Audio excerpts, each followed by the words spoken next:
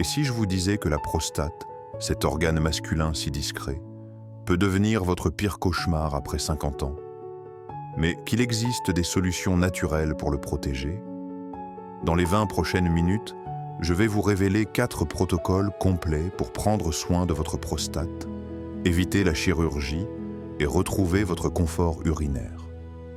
Des solutions que votre urologue ne vous dira probablement jamais. Messieurs, parlons franchement. La prostate, on n'en parle pas beaucoup, mais elle concerne tous les hommes après 50 ans. 50 000 cancers diagnostiqués chaque année en France. Des nuits entrecoupées de levées répétées pour uriner, des difficultés à démarrer la miction, une sexualité compromise. Aujourd'hui, je vais vous présenter 4 protocoles naturels issus pour protéger votre prostate. On va parler d'adénome, de prostatite, de cancer, mais surtout de solutions concrètes. Pas de jargon médical incompréhensible, juste de l'information claire, utilisable dès ce soir. Commençons par comprendre ce qu'est réellement la prostate. Imaginez une grosse noix de 3 à 4 cm, pesant environ 20 grammes. Elle est située juste sous votre vessie, collée à elle, et devant votre rectum. C'est pour ça qu'on peut la palper lors du toucher rectal. Et pourquoi cet organe est-il si important? Parce qu'il joue le rôle d'aiguilleur. La prostate est traversée par l'urètre, le conduit urinaire qui sort de la vessie, mais aussi par les canaux éjaculateurs venus des testicules. C'est une véritable gare de triage entre urine et sperme. Sans érection, elle laisse passer l'urine. Pendant les rapports, elle bloque l'urine et permet au sperme de sortir. Elle fabrique aussi, le liquide prostatique, un tiers de votre éjaculat. Ce liquide nourrit et protège vos spermatozoïdes. La prostate améliore donc votre fécondité. Maintenant, parlons hormones. Pour bien fonctionner, la prostate a besoin de testostérone. C'est l'hormone masculine produite par vos testicules. Une testostérone basse, c'est moins de libido, moins de performance sexuelle, une fonte musculaire. Mais attention, le lien entre testostérone et prostate est complexe. On pensait autrefois que trop de testostérone causait le cancer. C'est faux. Des études récentes montrent que c'est plutôt l'inverse. Un taux bas de testostérone augmente le risque de cancer agressif. Par contre, les perturbateurs endocriniens, ces molécules chimiques dans notre environnement, sont de vrais dangers. Parabens, bisphénol, pesticides, ils détraquent votre équilibre hormonal. Et là, le risque de cancer explose. Vous comprenez mieux maintenant pourquoi la prostate est si vulnérable. Mais quels sont les problèmes qui peuvent la toucher? C'est ce qu'on va voir maintenant. L'adénome de la prostate, c'est le problème le plus fréquent. Presque tous les hommes voient leur prostate grossir avec l'âge. C'est une évolution quasi physiologique. On parle d'hypertrophie bénigne. Bénigne, parce qu'un adénome ne devient jamais cancéreux. Mais bénigne ne veut pas dire sans conséquence. Imaginez votre prostate qui passe de 20 grammes à 60, 80, parfois 200 grammes. Elle comprime l'urètre qui la traverse. Résultat, vous urinez mal. Les symptômes sont caractéristiques. D'abord, la pollacurie nocturne. Vous vous levez 2, 3, 4 fois par nuit pour uriner. Ensuite, l'impériosité mictionnelle. Des envies soudaines, irrépressibles. Vous devez trouver des toilettes en urgence sous peine d'accident. Puis, la dysurie. L'urine a du mal à sortir. Le jet est faible. Vous urinez lentement. Et en fin de miction, c'est un goutte à goutte interminable. Pire encore, quelques gouttes continuent de s'écouler dans votre slip après. Tous ces symptômes s'installent progressivement. Ils varient d'un homme à l'autre, d'un jour à l'autre. Ils dépendent de la température, du transit, du stress, des rapports sexuels. Quelles sont les causes de l'adénome? On n'a pas de réponse claire. Le vieillissement de la glande, c'est sûr. Un facteur génétique, certainement. Mais aussi la testostérone basse, l'obésité, le diabète, la sédentarité. les carences en zinc jouent probablement un rôle. Un déséquilibre hormonal particulier, avec l'augmentation des œstrogènes chez l'homme vieillissant. Et récemment, on a découvert le rôle du microbiote intestinal. Une étude de 2023 montre que les acides gras à chaîne courte produits par nos bactéries intestinales influencent l'inflammation prostatique. Le diagnostic est simple. Le toucher rectal permet d'évaluer la taille de la prostate. Le dosage du PSA, ce fameux marqueur, n'est pas un outil diagnostique de l'adénome. Mais il permet de suivre l'évolution et surtout d'éliminer un cancer. L'échographie confirme l'adénome et mesure son volume. Vous avez un adénome diagnostiqué. Que faire? C'est là que ça devient intéressant, car les solutions naturelles sont nombreuses et efficaces. Avant toute chose, l'alimentation. Limitez les sucres. Limitez le lait de vache et ses dérivés. Réduisez les graisses trans et saturées. Contrôlez votre poids. Consommez beaucoup de légumes et fruits. La sauce tomate est votre allié. Le lycopène qu'elle contient, surtout cuite avec la peau et de l'huile, protège votre prostate. Les brocolis, et surtout les jeunes pousses, sont exceptionnels. Tous les choux sont bénéfiques. Les grenades en jus pur et bio, l'ail et l'oignon régulièrement. Augmentez vos oméga 3 avec les poissons et huiles végétales. Ajoutez l'huile de graines de courge. Buvez du thé vert. Maintenant, les compléments alimentaires stars. Numéro 1, les graines et huile de courge. 10 grammes de graines par jour minimum. Ou 2 cuillères à café d'huile quotidienne. Elles ont prouvé leur efficacité sur le fonctionnement de la prostate et le flux urinaire. Numéro 2, les graines de lin. Elles régulent le transit, apportent des oméga 3. Mais surtout, elles contiennent des lignanes qui inhibent une enzyme clé dans l'adénome. Numéro 3, le pollen frais. Un concentré d'antioxydants qui inhibe la formation de certaines hormones néfastes. Le pollen de cyste et de saule en priorité. 1 à 2 cuillères à soupe par jour, bien mâché. Numéro 4, le bêta-cytostérol. Un cousin du cholestérol qui améliore les symptômes et agit sur la taille de la glande, 60 à 130 mg par jour. Numéro 5, les antioxydants. Le zinc, essentiel, souvent en carence chez les hommes à problèmes prostatiques. Faites doser votre zinc sanguin. Si vous êtes bas, prenez 15 mg par jour. La quercétine, qu'on trouve dans l'oignon. Le sélénium. Tous ces antioxydants agissent lentement mais sûrement. Maintenant, la phytothérapie, le traitement de référence. 5 plantes essentielles. Le prunier d'Afrique, vendu en pharmacie sous le nom de Tadenan. Efficacité modeste seule, mais utile. 100 mg d'extrait par jour. Le palmier nain de Floride, le Serenoa repens, c'est le permixon. Plus efficace que le prunier. 320 mg par jour minimum. On peut augmenter les doses car il est très bien toléré. La racine d'ortie, attention pas les feuilles, souvent associée aux autres plantes. En extrait de poudre, 600 mg par jour. L'épilobe à petites fleurs. Moins connu mais très complémentaire. Ces tanins inhibent des enzymes impliquées dans l'adénome, anti-inflammatoires et anti-œdémateuses. Le marron d'Inde. Excellent décongestionnant pelvien. Anti-inflammatoire et anti-œdémateux. En extrait titré à 10% minimum d'écine. Le mieux, c'est d'utiliser des complexes associant plusieurs de ces plantes. 3 produits que je recommande. Phytomance Homme, 2 gélules, matin et soir. Royal Pros, 2 gélules, matin et soir. Prostaguar, 2 à 3 comprimés par jour. Ces produits sont très bien tolérés.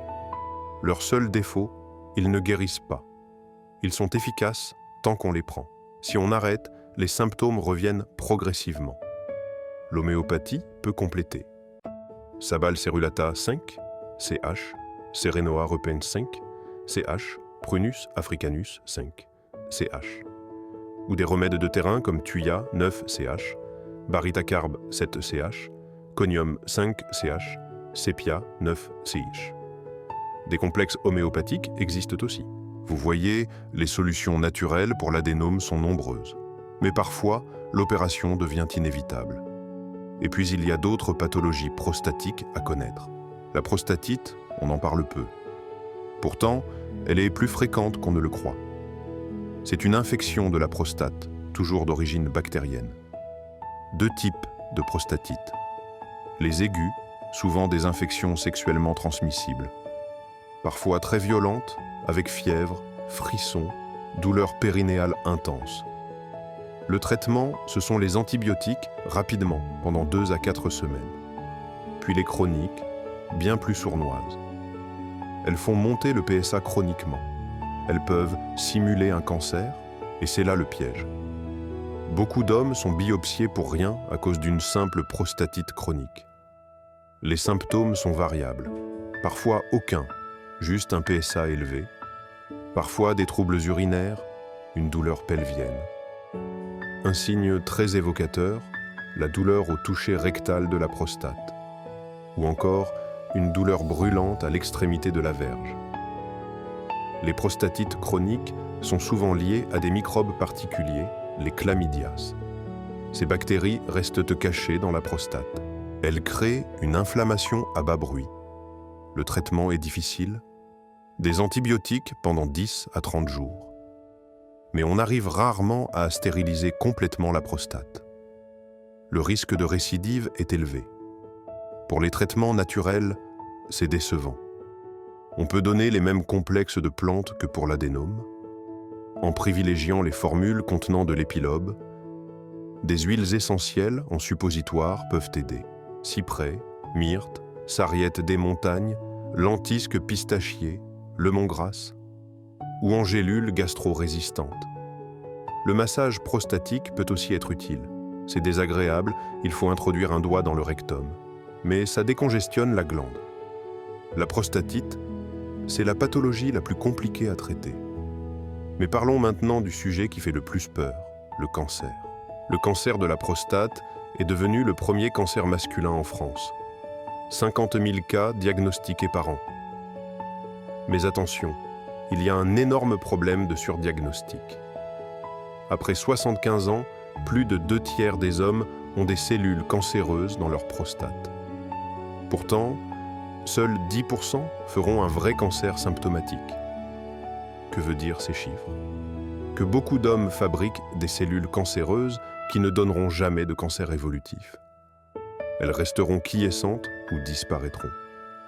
Le cancer de la prostate peut rester latent toute la vie. On meurt avec, pas de lui. Pendant des années, on a biopsié à tour de bras. Au moindre PSA élevé, biopsie. Résultat, des milliers d'hommes opérés ou irradiés pour rien. Des mutilations inutiles. Incontinence, impuissance, complications. Aujourd'hui, on revient en arrière. Une étude de 2018 montre que dépister systématiquement par le PSA n'apporte aucun bénéfice sur la mortalité à 10 ans. Le problème n'est pas le dosage du PSA. C'est ce qu'on en fait, comment on l'interprète. Il ne faut pas biopsier au moindre doute. Avant la biopsie, il faut faire une IRM. L'IRM permet d'éviter beaucoup de biopsies inutiles, ou de mieux les cibler. Le cancer de la prostate se classe selon plusieurs critères. La classification TNM pour l'étendue de la tumeur. Le score de Gleason pour l'agressivité des cellules. Gleason 5 ou 6, cancer peu agressif, parfois des précancers. Gleason 7, stade le plus fréquent, intermédiaire.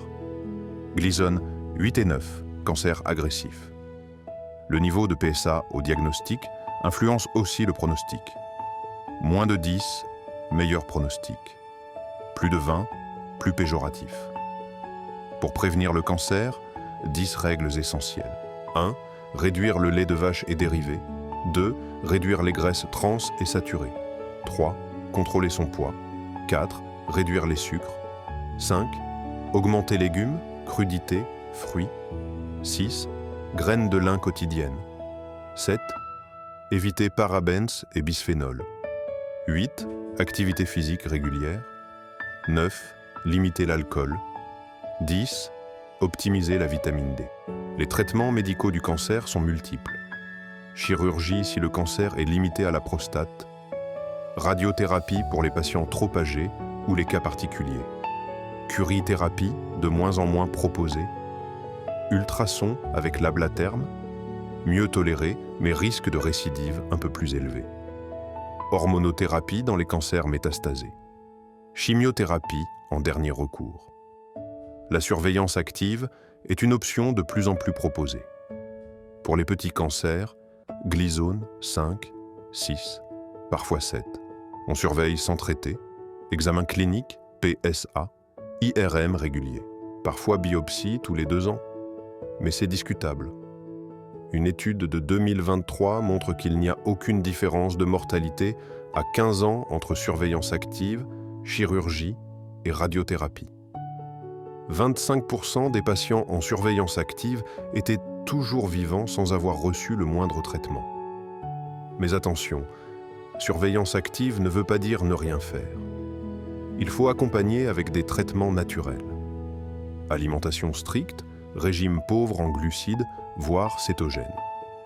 Jeûne intermittent ou diète au jus.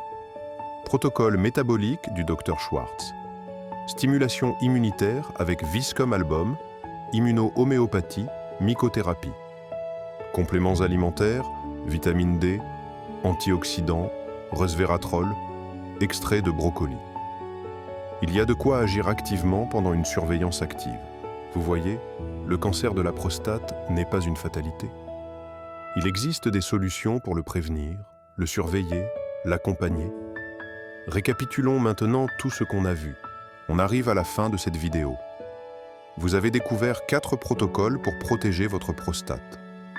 Le protocole adénome débutant avec les graines de courge, le zinc, la vitamine D, les complexes de plantes.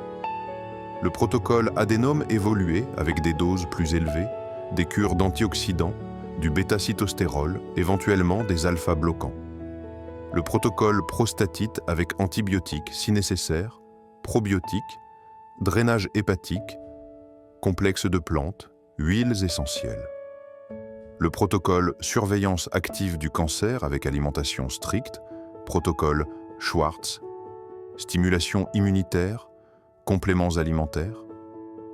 La prostate, c'est un organe fragile après 50 ans, mais vous avez maintenant toutes les clés pour la protéger. N'attendez pas d'avoir des symptômes. Agissez dès maintenant en prévention. Parlez-en à votre médecin. Montrez-lui ces protocoles. La santé prostatique, c'est votre qualité de vie, votre confort urinaire, votre sexualité. Ça vaut le coup de s'en occuper. Vous avez maintenant toutes les clés en main. La question n'est plus quoi faire, mais quand allez-vous commencer? Dites-moi en commentaire quel protocole vous allez mettre en place. Et si vous avez des questions, n'hésitez pas. Et si cette vidéo vous a été utile, pensez à la liker et à vous abonner pour ne rien manquer des prochains dossiers santé. Et n'oubliez pas, votre santé est entre vos mains.